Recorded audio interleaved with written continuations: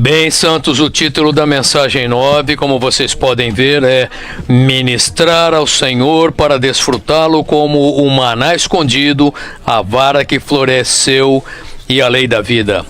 Tudo isso é para o edifício de Deus, que é a expressão coletiva do Deus triuno. Quando falamos de ministrar ao Senhor, vamos ver isso mais adiante, mas quero falar agora que ministrar ao Senhor significa que tudo que fazemos em nosso serviço ao Senhor é por amor ao Senhor. Tudo que fazemos em nosso serviço ao Senhor é por amor a Ele, para a sua satisfação, para o seu desejo, para o desejo do seu coração, para a sua alegria, para a sua meta, para o seu prazer e para a sua glória. Vou repetir: ministrar ao Senhor, tudo que fazemos ao servir ao Senhor é por amor ao Senhor, é para a sua satisfação, para o desejo do seu coração, para a sua alegria, para a sua meta, para o seu prazer e para a sua glória. Isso aqui é ministrar ao Senhor. Quando eu considerava essa questão de ministrar ao Senhor, não pude deixar de me lembrar da mensagem 3 no Memorial Day. O título daquela mensagem foi A Necessidade de que todo serviço seja iniciado por Deus. Eu achei aquela palavra uma palavra muito fundamental para o que vamos dizer hoje sobre ministrar ao Senhor. Portanto, quero mencionar alguns pontos daquela mensagem. Vimos que é possível, de acordo com Números 18:1, é possível que em nosso serviço ao Senhor, se não o fizermos por amor ao Senhor, por prazer dele, satisfação, para o objetivo de Deus, para a alegria do Senhor, para a glória de Deus, é possível que estejamos pecando contra o Senhor em nosso serviço a Ele. Existe o que é chamado iniquidade do santuário em nosso serviço ao Senhor. Portanto, o que inicia a nossa obra para o Senhor deve ser feito segundo a vontade perfeita de Deus. E tudo que fazemos para o avanço da obra do Senhor deve ser segundo o poder de Deus, Cristo como poder de Deus. E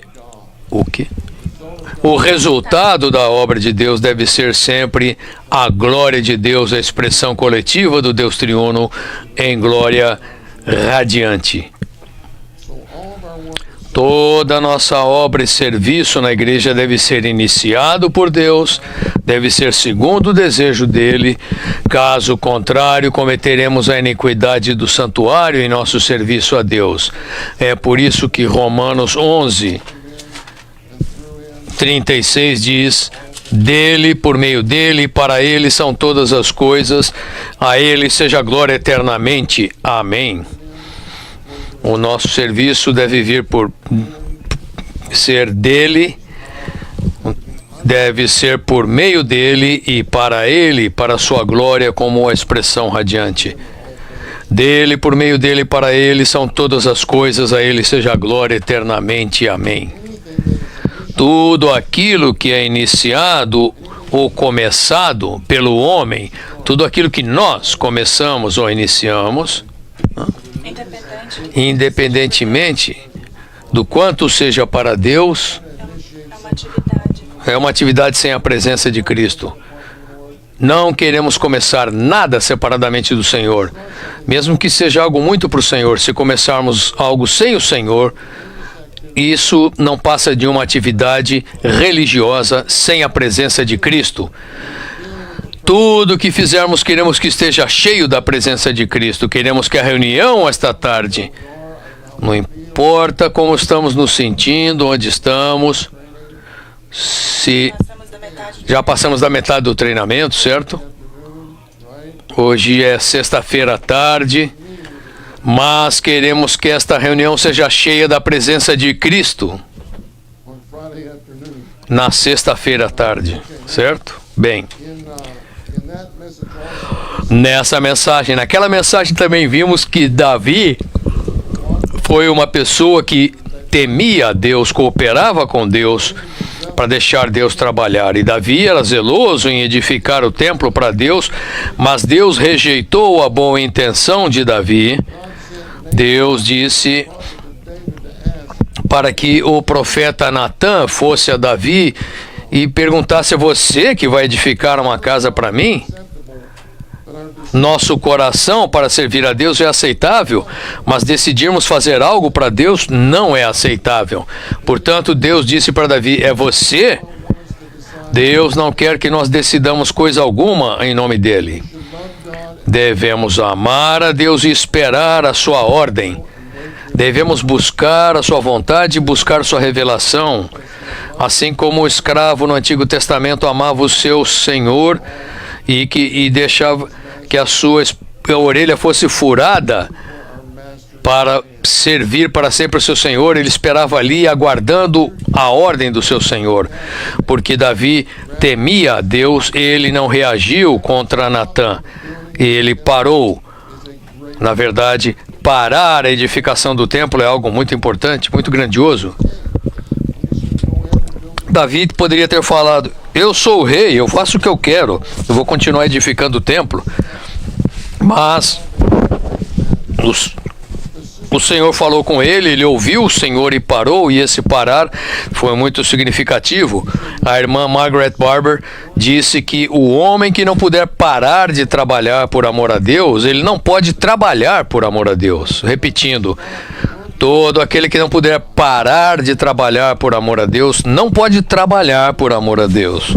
Precisamos ser aqueles que conseguem parar de trabalhar por amor a Deus, para recebermos as suas ordens, seus mandamentos, seus encargos, seus sentimentos, suas intenções, seu desejo, sua alegria, sua meta, para a sua glória e para o seu desejo. Nós paramos de trabalhar por amor a Deus, de maneira que possamos trabalhar por amor a Deus.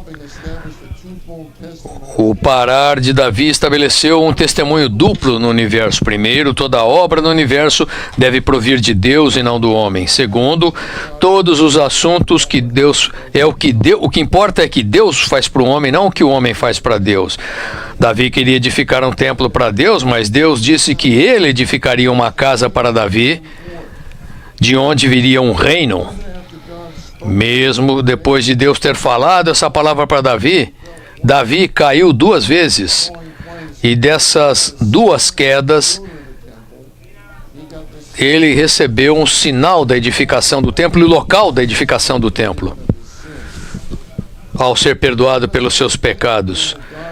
Devemos anelar profundamente em perceber que Deus quer a nossa cooperação, não quer que façamos nada para Ele.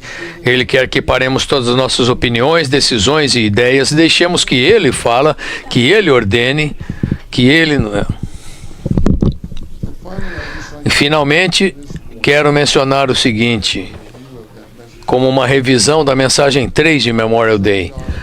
Paulo serviu a Deus segundo a visão que ele teve e a conversão que ele teve dinâmica. Paulo, ao se converter, fez 2 perguntas ao Senhor. É claro, há muito a ver com essas 2 perguntas, mas eu quero mencionar 2 coisas pequenas. A primeira pergunta é: quem és tu, Senhor?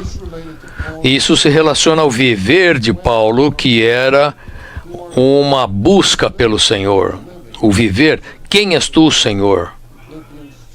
Em Filipenses 3:10, Paulo diz para conhecê-lo.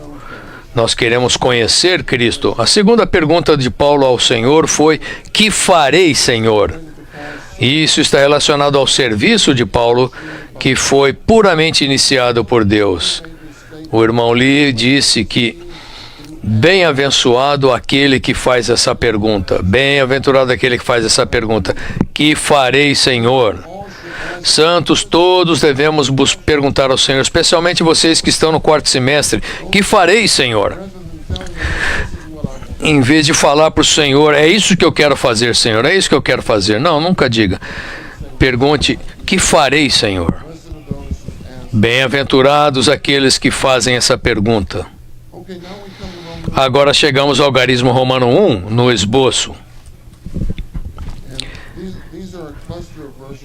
Aqui é um grupo de versículos de Ezequiel capítulo 44. Mas os levitas que se afastaram de mim.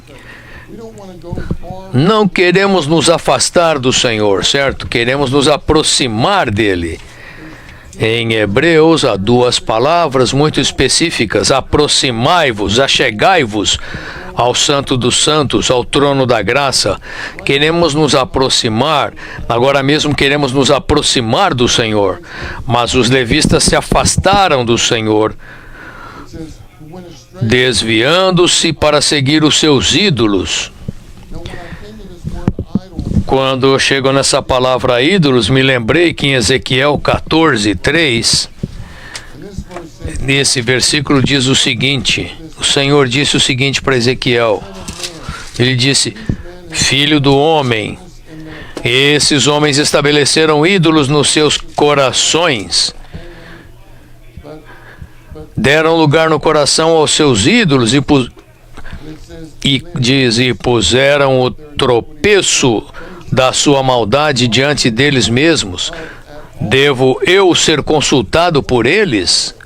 Que é um ídolo nesse aspecto? Ter um ídolo no seu coração. Um ídolo nesse sentido é qualquer coisa em nós que amamos mais que o Senhor, qualquer coisa em nós que substitua o Senhor em nossa vida. Nós não queremos ter nada em nós que amamos mais que o Senhor. Não queremos ter nada em nosso coração que substitua o Senhor. Isso é um ídolo. Em 1 de João, o Senhor disse: filhinhos, guardai-vos dos ídolos. Ele estava falando desse tipo de ídolos. Tudo que amamos mais que o Senhor, ou tudo que substitui o Senhor em nossa vida. Aqueles que estabeleceram ídolos no seu coração se separaram. Em Jeremias 2:13, o Senhor diz: o meu povo cometeu dois males. O livro de Jeremias, no Antigo Testamento, o povo de Deus cometeu um monte de coisas más, mas aos olhos de Deus eles haviam cometido dois males. Número 1, me abandonaram a fonte de águas vivas. E número 2, e cavaram para si cisternas rotas, furadas, que não retêm água. A intenção de Deus em sua economia é ser a fonte, a origem de águas vivas para dispensar-se a nós para nossa satisfação e desfrute. A meta desse desfrute é produzir a igreja, o complemento de Deus como o aumento de Deus, a ampliação de Deus para ser sua plenitude e expressão. Esse é o desejo do coração de Deus, seu bom prazer em sua economia. Mas os filhos de Israel deixaram Deus, abandonaram a fonte de águas vivas. É possível fazermos isso? Não queremos fazê-lo. E o cavar cisternas retrata o esforço de Israel, no esforço no labor humano, colocando ídolos para substituir Deus como seu desfrute, para produzir algo que substitua Deus como seu desfrute. Isso é um ídolo, é uma cisterna furada, uma cisterna rota. E a cisterna rota não pode reter as águas. Nada pode satisfazer a nossa sede e nos tornar o aumento de Deus para a sua expressão. Não queremos abandonar Deus como a fonte de águas vivas. Não queremos cavar para nós cisternas rotas que não retêm as águas, que são ídolos. Os levitas se afastaram do Senhor, desviando-se para seguir os seus ídolos. Não queremos estar nessa categoria. E o Senhor diz: levarão sobre si a sua punição. Mas aí aqui a palavra entretanto, o Senhor teve misericórdia deles, louvar o Senhor pelo entretanto, serão ministros no meu santuário, tendo ao seu cargo a guarda das portas do templo, ministrando no templo. e imolarão o holocausto e o sacrifício para o meu povo, e estarão diante dele para servi-lo. Depois disso, há outro tipo de ministério. Primeiramente, há o ministério às pessoas no santuário do Senhor. Há outro tipo de ministério, um ministério melhor, que é ministrar ao Senhor. E é isso que trata aqui. Mas os sacerdotes levitas, os filhos de Zadok, precisamos orar: Senhor, torna-me alguém como os filhos de Zadok, que guardaram as normas a respeito do meu santuário quando os israelitas se desviaram de mim. Uma vez, Francis Ball e eu estávamos com o irmão Lee. Eu não consigo compartilhar o que o irmão Lee compartilhou conosco. Mas ele passou pela última rebelião, em 1988, passou por toda a rebelião e nos deu uma história de todos aqueles que estavam envolvidos naquela rebelião. Quem se desviou, quem ficou fiel, quem ficou em cima do muro. Não queremos ser dessas pessoas que ficam em cima do muro, certo? Indo para lá ou para cá, sem estar comprometido. De qualquer maneira, os filhos de Zadok guardaram as normas a respeito do santuário quando os israelitas se desviaram do Senhor. E o Senhor diz: eles se chegarão a mim para me servir, e estarão diante de mim para me oferecer a gordura e o sangue, diz o Senhor Deus. Entrarão no meu santuário e se chegarão à minha mesa para me servirem e cumprirão as minhas normas. Essa é a categoria na qual queremos estar, irmãos. Eu repito, quando Margaret Barber escreveu isso, ela se ajoelhou e disse: Senhor, faz de mim uma pessoa que ministra a Ti. Quero ser como um dos filhos de Zadok que ministrava a Ti. Letra A. Aos olhos de Deus, há não somente o ministério à casa, mas também um ministério melhor, o ministério ao Senhor. B. Deus tem somente uma meta: ter homens que pertençam absolutamente a mim. Em outras palavras, Ele quer que estejamos na minha presença e ministremos a mim. A única meta de Deus não são muitas coisas, mas é o mim, que é Ele. Letra C. Ministrar ao Senhor não significa que negligenciamos a casa. Aqueles que ministram ao Senhor também pregarão o Evangelho para salvar pecadores e ajudar os irmãos e irmãs a progredir. Mas a sua única meta é ser para o Senhor. E seu foco é o próprio Senhor. Eles apreciam os homens totalmente por amor ao Senhor. Então você pode ver isso no livro de Filipenses. Em Filipenses 1:25, Paulo disse: sei que continuarei com todos vós para o vosso progresso e alegria na fé. Em outras palavras, eu quero continuar com vocês porque sou um canal de suprimento. Quando eu estou com vocês, vocês crescem em vida, vocês progridem e vocês têm a alegria que é o desfrute de Cristo. Paulo era um canal para o crescimento em vida dos crentes, e para o que ele fazia para isso era absolutamente por amor ao Senhor. Porque em Filipenses 3:14, Paulo disse: prossigo para o alvo, para o alto, para Cristo. Prossigo em direção ao alvo, para o prêmio ao qual Deus em Cristo Jesus me chamou para o alto. Essa era a meta de Paulo. Ele estava absolutamente centrado no Senhor, e a nossa meta nesta reunião é o desfrute mais pleno de Cristo. Nossa meta nesta reunião é ganhar, é o desfrute pleno de Cristo. Ganhar Cristo, tudo isso é para... Em Colossenses 2:2, Paulo fala que todos penseis a mesma coisa. A nossa mente deve ser colocada nisso, no conhecimento e na experiência subjetivos de Cristo. Letra D. Se nos achegarmos à presença do Senhor, focando somente nele, espontaneamente ministraremos também aos irmãos e irmãs.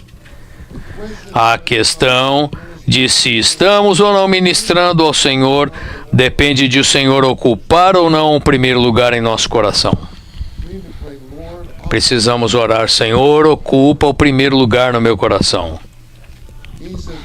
E tudo que fazemos no serviço do Senhor deve ser por amor a Ele. Deve ser para a sua satisfação, para o seu desejo, para o desejo do seu coração, sua alegria, sua meta, seu prazer e sua glória. Vamos ler isso juntos. Tudo que fazemos no serviço ao Senhor deve ser por amor a Ele, deve ser para a sua satisfação, para o desejo do seu coração, sua alegria, sua meta, seu prazer e sua glória. Sempre que servimos o Senhor, temos de nos aproximar dele em oração, nos aproximamos em oração, e quando nos aproximamos dele em oração, estamos ministrando a Ele. Aproximar-nos dele em oração enquanto ministramos a Ele significa que estamos determinados a ser agradáveis a Ele, absolutos sob o seu controle, direção e governo, e que nos importamos unicamente com suas metas e objetivos. Isso é ministrar ao Senhor.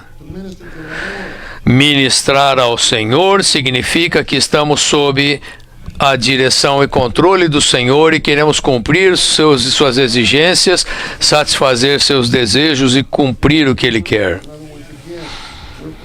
Novamente, somos pela sua alegria, sua meta, o desejo do seu coração, sua satisfação, seu prazer e sua glória. Novamente, estamos determinados em ganhar honra de ser agradáveis a Ele, sendo absolutos sob o seu controle, direção e governo, e nos importamos unicamente com seus objetivos e metas. Isso também significa que estamos sob a sua direção e controle e queremos cumprir as suas exigências, satisfazer seus desejos e cumprir o que Ele quer. F. Na obra do Senhor, há áreas cativantes e atraentes à nossa carne, porque elas são unicamente para o prazer e glória do nosso ego. Quando o Senhor alimentou os 5.000, se nós estivéssemos ali, nós íamos querer permanecer no resultado daquele milagre. Ou nós alimentamos 5.000, vamos ficar aqui para ver o testemunho deles. Ou nós seríamos rápidos em alcançar esse sucesso, em ver o resultado do sucesso. Mas o Senhor, depois de ter alimentado os 5.000, Ele enviou as multidões para casa. E ele compeliu os discípulos a entrar num barco e irem para o outro lado do lago. Então diz que ele subiu ao monte para orar em particular. Por que ele fez isso? Para que ele pudesse ter mais tempo para orar em particular ao Pai. Para ele poder orar em particular ao Pai, de maneira que ele fosse um com o Pai em tudo que ele fazia para produzir e estabelecer o reino dos céus. Portanto, queremos ter mais tempo para orar em particular com o Pai. Se tivermos mais tempo para orar em particular com o Pai, se ele precisava, quanto mais nós precisamos ter mais tempo para isso. Quero ler para vocês do livro Os Homens Deus. Fala de subir um monte em particular para orar. Não permanecer no resultado do milagre com as multidões. Se vamos para um determinado lugar e temos um grande sucesso, acreditamos imediatamente e nós queremos ficar ali no sucesso para desfrutar o nosso sucesso. Precisamos ver e seguir o modelo do Senhor Jesus. Ele não permanecia no resultado do grande milagre que ele realizou. Em vez disso, ele subiu ao monte em particular, sozinho, para orar. Essa palavra em particular é muito significativa. Significa que ele não queria que as pessoas soubessem que ele estava subindo para orar. Caso contrário, eles o seguiriam. Ele foi ali em particular para estar com o Pai em oração. Gosto dessas 3 frases: estar com o Pai, no monte, 2, e em oração, 3. Devemos aprender do modelo do Senhor aqui, exercitando a estar com Ele no monte em oração. Ele olhar para o céu, antes de partir os pães e distribuir os pães e os peixes, ele olhou para os céus. Ele olhar para o céu significa que ele não confiava em si mesmo. Ele subir o monte significa que ele queria estar com o Pai em oração. Orar com os outros é bom, mas frequentemente precisamos orar por nós mesmos, sozinhos. Quando oramos com os outros, não conseguimos desfrutar o Senhor tão profundamente como quando oramos em particular ao Senhor.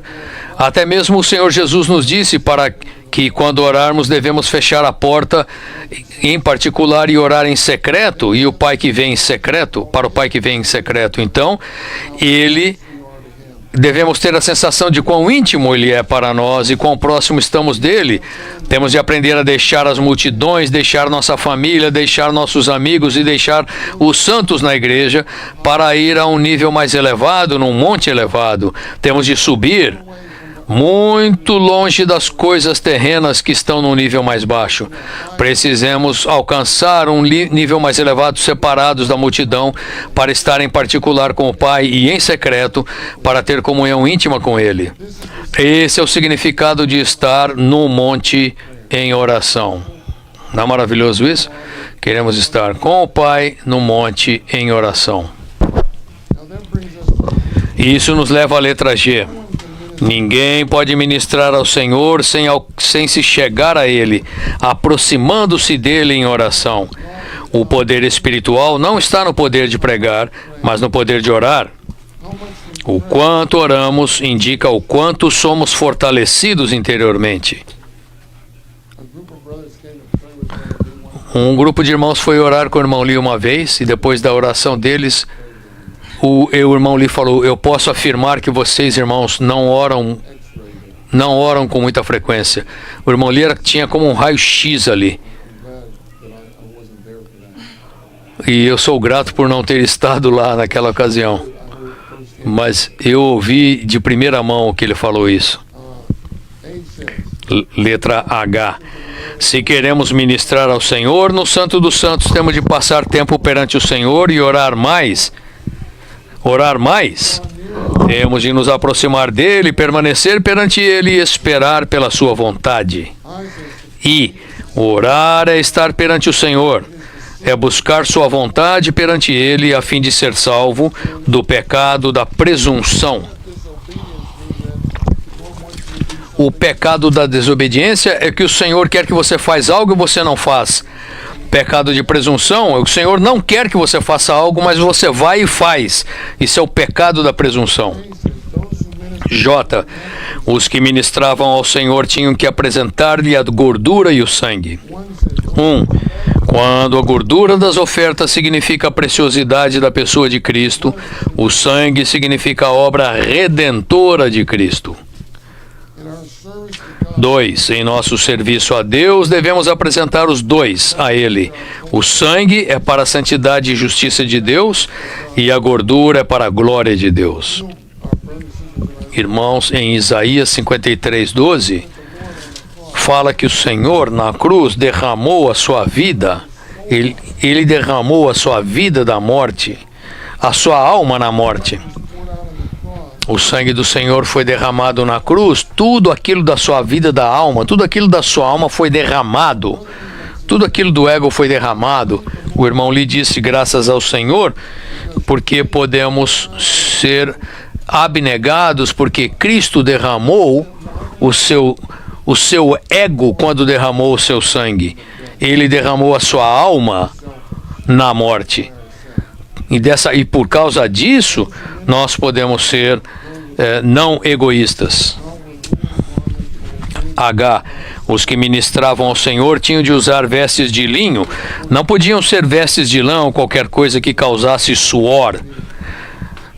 Isso se refere ao nosso interior. 1.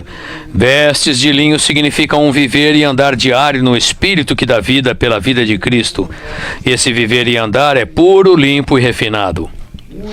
Vestes de lã fariam o sacerdote suar, um sinal do homem caído, trabalhando sob a maldição de Deus, sem a bênção de Deus, por sua própria energia e força.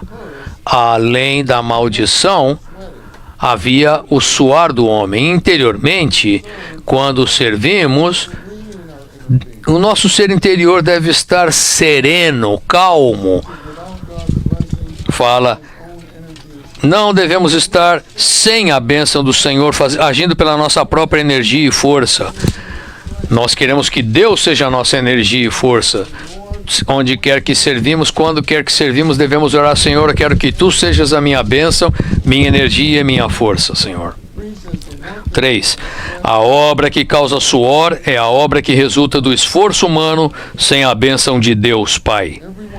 Todos os que ministram ao Senhor devem fazer uma obra que não faz suar, uma obra sem esforço humano e força carnal. Ele é o nosso esforço, Ele é a nossa força, Ele é a nossa capacidade, Ele é o nosso poder. Portanto, Isaías 30, 15a fala: em vos converterdes e em sossegardes está a vossa salvação, na tranquilidade e na confiança a vossa força. Nós o experimentamos como nossa salvação, o experimentamos como a nossa calma, enquanto confiamos no Senhor, Ele se torna a nossa força. Portanto, Isaías 30, 15 é um versículo precioso. 4. Se passarmos tempo adequado na presença de Deus e lidarmos adequadamente com Ele, não haverá necessidade de suar perante o homem, poderemos trabalhar bastante fazendo pouca força. Eu gosto de Mateus 11, 28 e 30. Vinde a mim todos os que estáis cansados e sobrecarregados, e eu vos darei descanso. Tomai sobre vós o meu jugo e aprendei de mim, porque sou manso e humilde de coração, e achareis descanso para a vossa alma. Pois o meu jugo é suave e o meu fardo é leve. O jugo dele é a vontade do Pai. O fardo dele é como levar a cabo a vontade do Pai. O seu jugo, a vontade do Pai, é suave, e o fardo, que é como realizar a vontade do Pai, é leve. O jugo do Senhor é suave e o seu fardo é leve. Desculpa.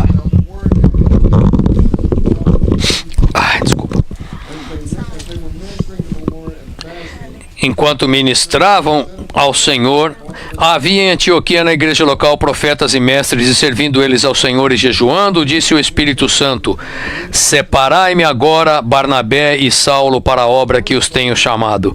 Essa é a obra do Novo Testamento e o princípio único da obra do Novo Testamento.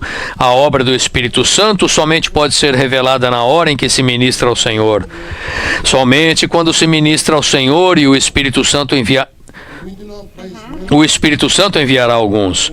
Se ministrar ao Senhor não for nossa maior prioridade, tudo será inadequado. Somente o Espírito Santo tem autoridade para comissionar homens para a obra. 3. Ministrar ao Senhor não é renunciar toda a obra exterior. Antes, toda a obra exterior deve ser baseada no nosso ministério ao Senhor. 4. Nós avançamos a partir do nosso ministério ao Senhor, em vez dos nossos próprios desejos, que não têm base no ministério ao Senhor. Agora vamos ver o maná escondido. Vamos ler o algarismo romano todos. Depois do segundo véu, um tabernáculo que se chama o Santo dos Santos, tendo a Arca da Aliança totalmente coberta de ouro, na qual estava um vaso de ouro contendo o maná, a vara de Arão que floresceu e as tábuas da aliança.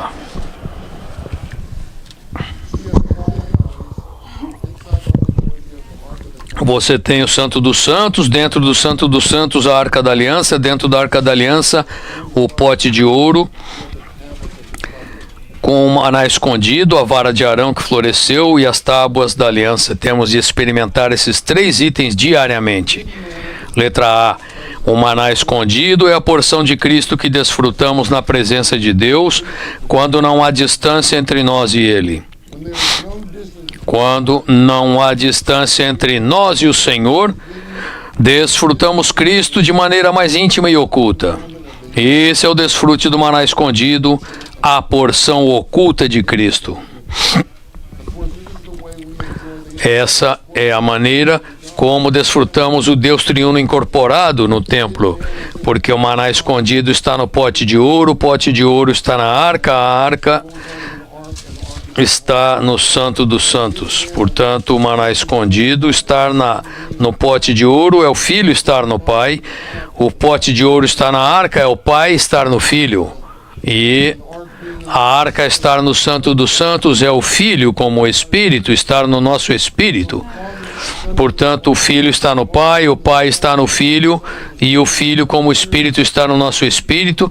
Quando você come o maná escondido, você está nas profundezas de ser incorporado no Deus triuno para o edifício de Deus.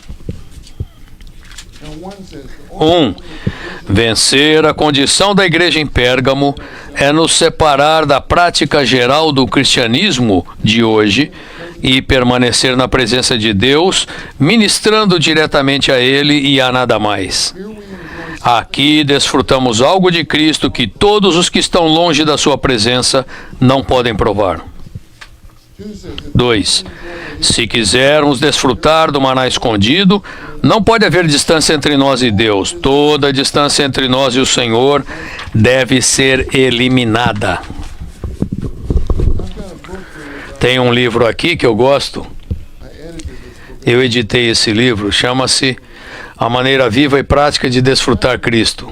Há um capítulo nesse livro, The Living and Practical Way, a maneira viva e prática de desfrutar Cristo. Você não consegue achar um capítulo como esse em nenhum livro teológico.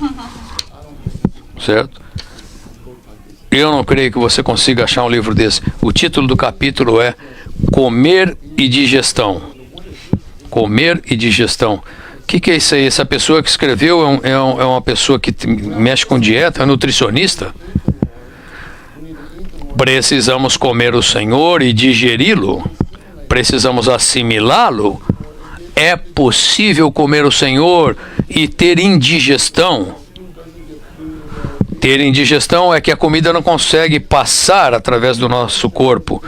Indigestão significa que não há uma... A comida não consegue passar pelo seu corpo. Então você tem problemas. Alguns amados santos podem desfrutar, invocar o Senhor e ler e orar a palavra inicialmente, mas depois de algum tempo eles perdem o seu apetite para isso. É porque depois de tomar o Senhor Jesus, algo aconteceu com eles. Houve indigestão.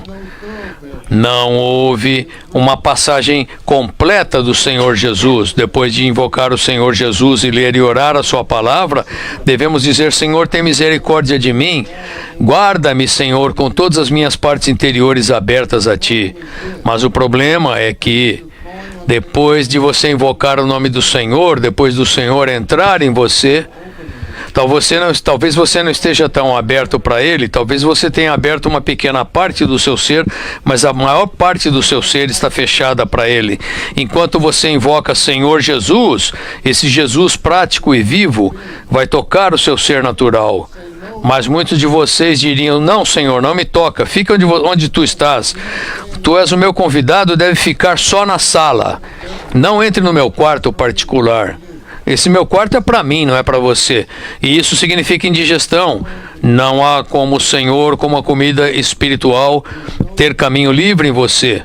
Não há um caminho livre para que a comida entre nas suas partes ocultas e, portanto, você tem indigestão.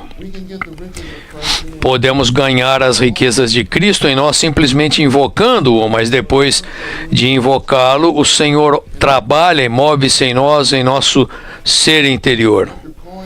Depois de invocar o Senhor, um jovem pode, por fim, ter alguma sensação interior de que ele precisa lidar com a maneira como ele corta o seu cabelo.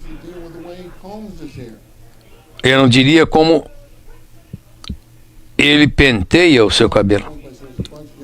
Uma vez eu estava no meio de um monte de jovens, eu queria ter uns 20 pentes no meu bolso.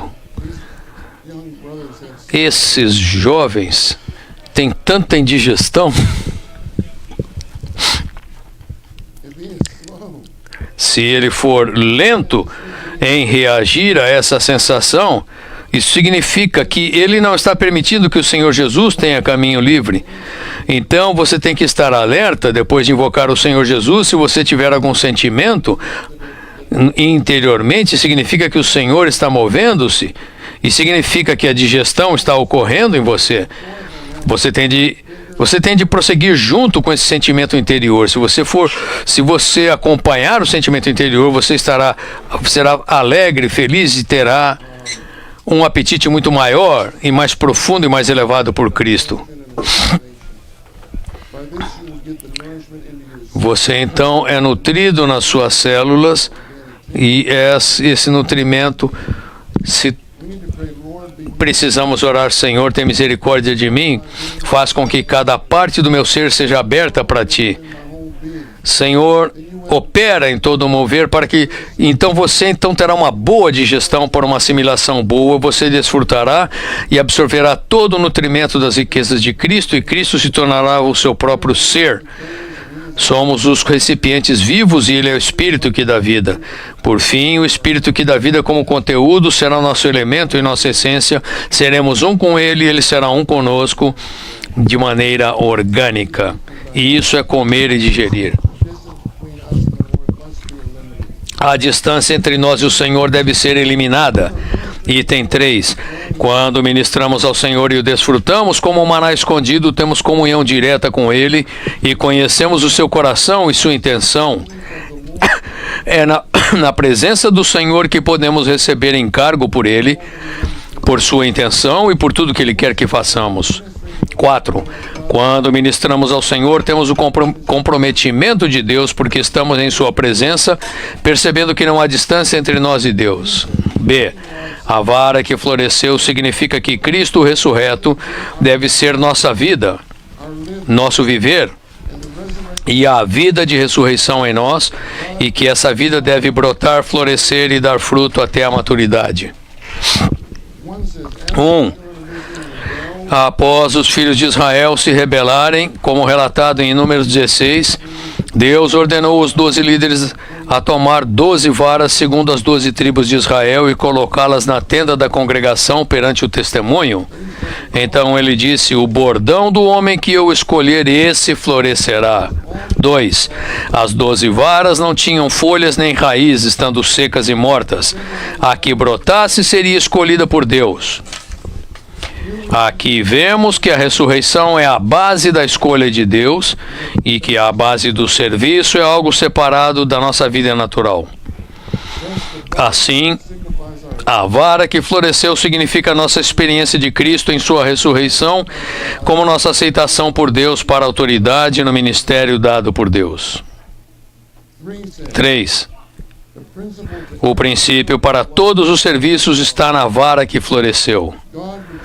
Deus devolveu as 11 varas aos líderes, mas guardou a de Arão na arca como memorial eterno. Isso significa que a ressurreição é um princípio eterno em nosso serviço a Deus. Letra A. Ressurreição significa que tudo vem de Deus e não de nós. Significa que somente Deus é capaz e nós não somos. Ressurreição significa que tudo é feito por Deus, não por nós mesmos. Todos os que conhecem ressurreição perderam a esperança em si mesmos. Eles sabem que não são capazes. Letra C. Enquanto a força natural permanecer, o poder da ressurreição não tem base para manifestação. Enquanto Sara podia gerar um filho, Isaque não viria. Sara, o Senhor visitou Sara e Abraão em Gênesis 18, e ele disse: Sara terá um filho. Sara já tinha quase 100 anos de idade. Abraão tinha 100 anos de idade e Sara tinha quase 100 anos de idade. E ela riu quando ouviu isso.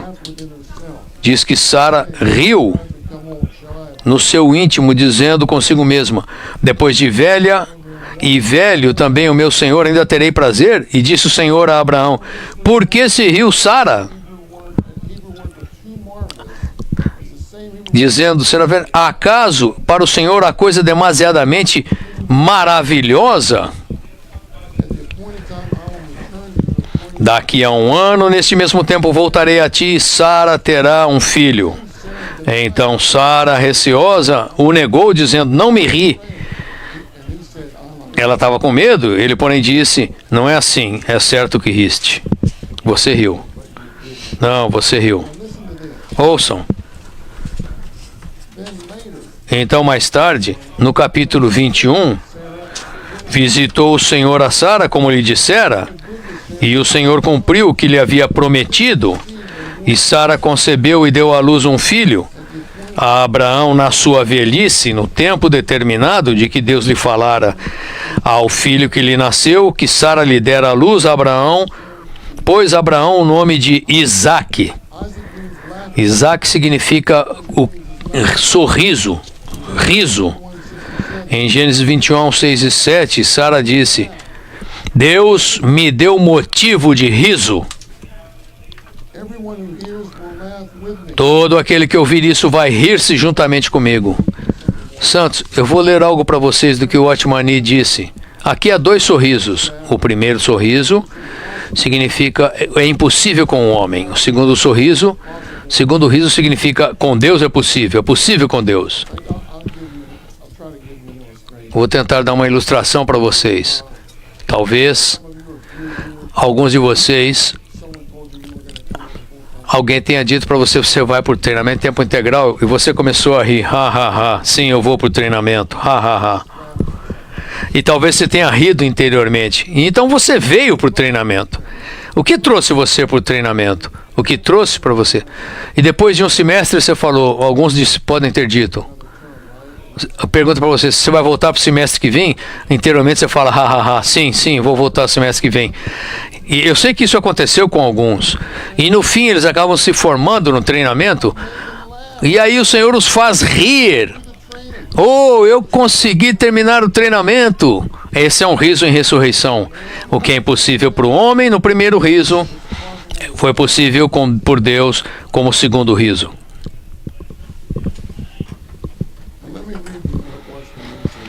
Deixe-me ler para vocês o que o Otmani falou. O nome Isaac significa riso. Por que Abraão colocou o nome dele riso? Ele chamou de Isaac por 2 razões. Primeiro, Deus prometeu que Sara daria à luz um filho. Quando Sara ouviu, ela riu. Era natural ela rir. Quando ela olhou para si mesma, não pôde deixar de rir. Já havia passado o momento dela dar filhos, e o seu ventre estava fechado. Como ela poderia dar à luz? Seria impossível. Quando ela ouviu Deus falar que ela teria um filho, ela riu. 1 ano depois, quando o Senhor lhe deu um filho, ela estava rindo de novo, mas de alegria. O seu filho é Isaac, que significa riso. A primeira vez ela riu por causa da impossibilidade da promessa. A segunda vez que ela riu é porque ela descobriu, para a surpresa dela, que aquilo era possível. Se o homem nunca experimentou o primeiro riso, ele jamais poderá experimentar o segundo riso. Se o homem nunca percebeu sua própria capacidade, ele jamais experimentará a capacidade de Deus. Sara sabia que ela não conseguiria fazer isso, mas assim que ela olhou para a obra de Deus, ela pôde rir. O que é a ressurreição? A ressurreição significa que Deus nos deu algo que não temos em nós mesmos. A Bíblia testifica repetidamente que o homem não consegue fazer por si mesmo, mas muitas pessoas pensam que conseguem. Na questão do serviço, se alguém realmente rir, dizendo, eu não consigo, eles se encontrarão rindo novamente, dizendo, eu não fiz, eu olhei para mim, quem fez foi o Senhor por mim. Se há alguma manifestação de autoridade em nós, devemos dizer ao Senhor, tu és aquele quem fez, não é nada meu, não depende de mim. A ressurreição significa que você não consegue e que Deus é aquele que faz tudo.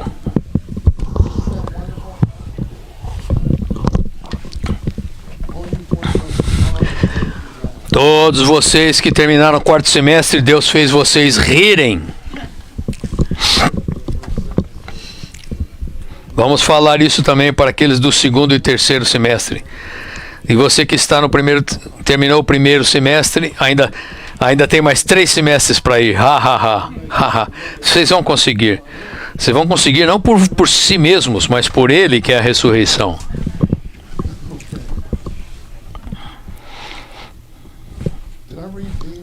Eu já li a letra D, irmãos. Vou ler.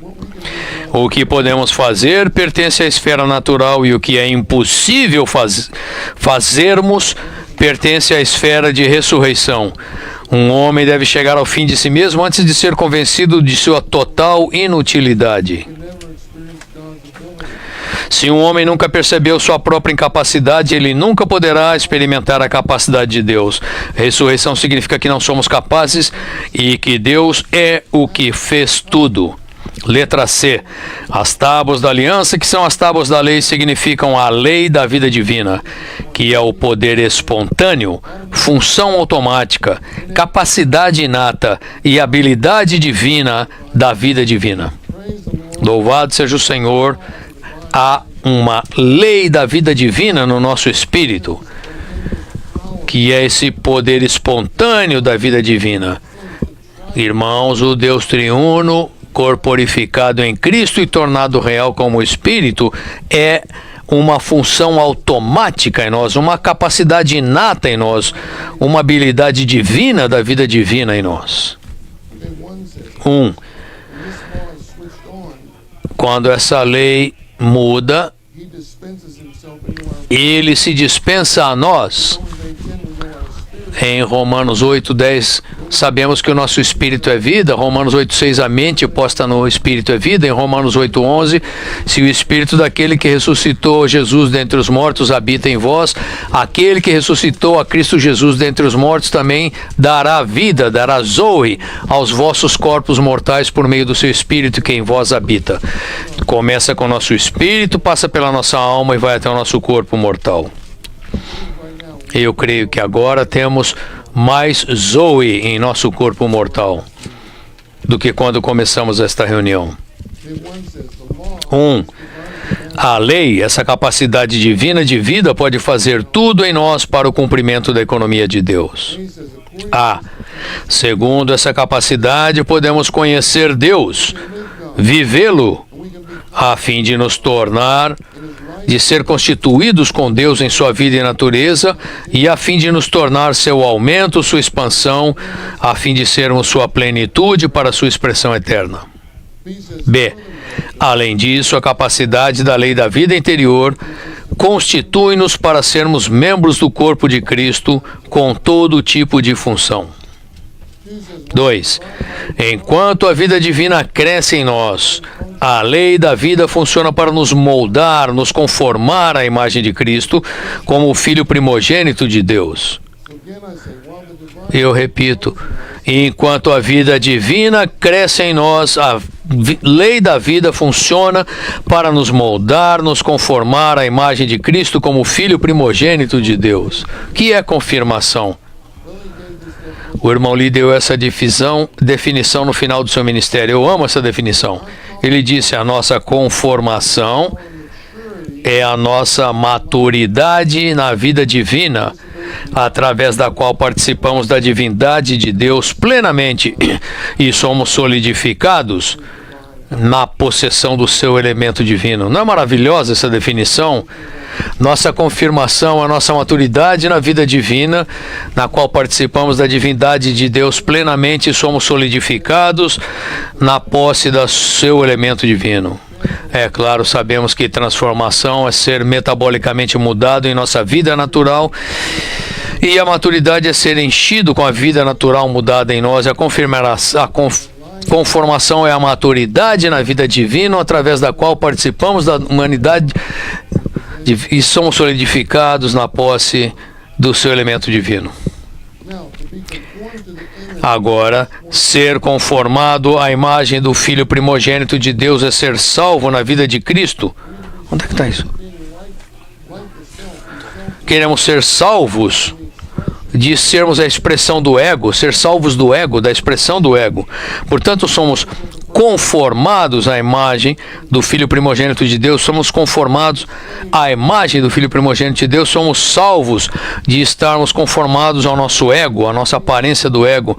E o ego inclui a vanglória, somos salvos da vanglória, somos salvos de aparecer, de fazer exposição exterior, somos salvos da ambição pela liderança, somos salvos da autoconfiança, somos salvos da justiça própria, somos salvos da autojustificação, somos salvos da vindicação pessoal, somos salvos da exaltação pessoal, somos salvos de ser pessoas cheias de opinião, somos salvos de murmurar, somos salvos de arrazoar, somos salvos das fofocas e das rivalidades.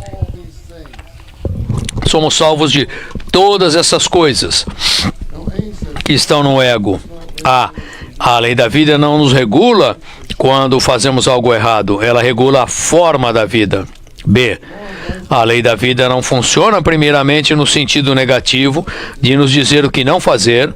Antes, enquanto a vida cresce, a lei da vida funciona no sentido positivo de nos moldar, ou seja, nos conformar à imagem de Cristo. C. Por meio da função da lei da vida, todos nos tornaremos filhos maduros de Deus e Deus terá a sua expressão universal. Isso é ministrar ao Senhor para desfrutá-lo como um maná escondido, a vara que floresceu e a lei da vida. Acho que eu liberei meu encargo. Vamos orar com o nosso vizinho por alguns minutos e então o cooperador nos dirá o que fazer e teremos alguns testemunhos.